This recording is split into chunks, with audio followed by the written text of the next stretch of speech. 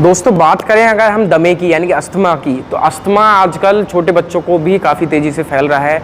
और जो लोग ज़्यादा ही स्मोकिंग करते हैं, धूम्रपान करते हैं, उन लोगों को अस्थमा की दिक्कत होती जा रही है। ये होता किस कारण से है और इसके क्या क्या लक्षण होते हैं और इसका क्या उपचार है, इन तीनों पे बात करते हैं। आइए शुरू करते हैं। सबसे पहले आते हैं कि दमा होता क्यों है। हमारे आयुर्वेद में क्या बोलते हैं कि कफ की विकृतियों के कारण हमें अस्थमा की समस्या बनती है, यानी कि श्वास से रिलेटेड जो भी समस्याएं हैं, चेस्ट तक की जो भी समस्या है, वो सब कफ की विकृतियों के कारण बनती है। सबसे पहली चीज अब आते हैं कि अस्थमा जो है वो क्या क्या लक्षण छोड़ के जाता है बॉडी के अंदर और किन किन लक्षणों से हम पता लगा सकते हैं कि ये अस्थमा बन गया है। सबसे पहले जब हम सांस लेते हैं तो सांस लेने में हमें जोर लगाना पड़ता है और जो चेहरा होता है, सांस लेने में जो तकलीफ होती है उसके कारण लाल पड़ना, यानी कि चेहरे पर लोड पड़ना शुरू हो जाता है। दूसरी चीज कि जब भी हमें खांसी आ रही है और खांसी के साथ क्या होता है, बदबूदार कफ निकलता है। कफ के कारण और क्या प्रॉब्लम होती है, सबसे पहले आती है कि हमें सांस लेने में बहुत ज़्यादा दिक्कत आएगी। कफ जो है वो लंग्स को हमारे पकड़ के रखता है, जकड़ के रखता है, तो हम जब भी लंग्स हमारे दबते हैं तो उसको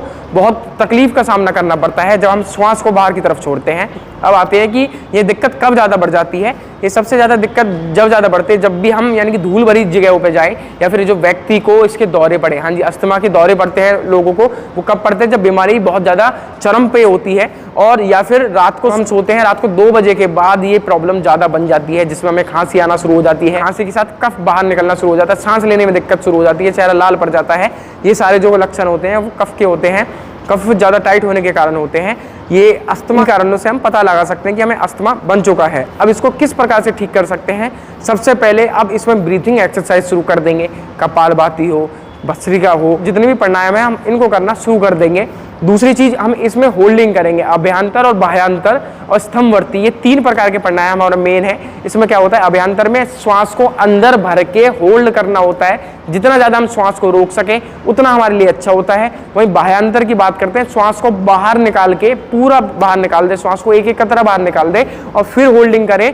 इससे क्या होगा कि लंग्स मजबूत होना शुरू हो जाएंगे। तीसरा क्या होता है, स्तंभवर्ती, मतलब कि इनहेल और एक्सहेल करते हुए अचानक बीच में श्वास रोक के आप होल्ड कर सकते हो और पता लगा सकते हो कि आपकी होल्डिंग कितनी हो गई है। जैसे जैसे आपकी होल्डिंग बढ़ेगी वैसे वैसे आपका जो अस्थमा है वो कटना शुरू हो जाएगा और जड़ से समाप्त होना शुरू हो जाएगा। अब आते हैं अगली चीज पे। इसमें हमें क्या कर सकते हैं, इसमें हम जल नीति का प्रयोग कर सकते हैं, हम इसमें कुंजल का प्रयोग कर सकते हैं, इसमें हम धोती का प्रयोग कर सकते हैं। ये शुद्धि क्रियाओं में षटकर्म में आते हैं योग के अंदर।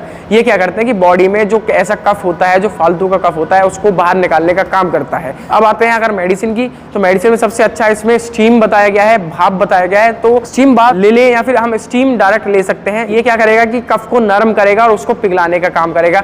दूसरा हम इसमें अदरक का जूस यूज कर सकते हैं, शहद यूज कर सकते हैं। इन दोनों को मिला के, इनका रस बना के उसका यदि हम सेवन करते हैं तो ये कफ को पिघल के यानी कि लूज करने में मदद करता है, जिससे कि जल्दी जल्दी जो कफ है वो बाहर निकल जाए और जो लंग्स है हमारे वो कफ से फ्री हो जाएं। अब आते हैं अगली चीज पे। इसके अलावा हम दालचीनी का प्रयोग इसमें कर सकते हैं, जो कि कफ काटने में मदद करेगी और ब्लड को शुद्ध करने के लिए हम इसमें अर्जुन की छाल का प्रयोग कर सकते हैं। अर्जुन की छाल ब्लड को साफ करेगी, कफ को बॉडी में बढ़ने से रोकेगी। अब इसके अलावा हम और एक चीज और कर सकते हैं, वो क्या है कि फिटकरी।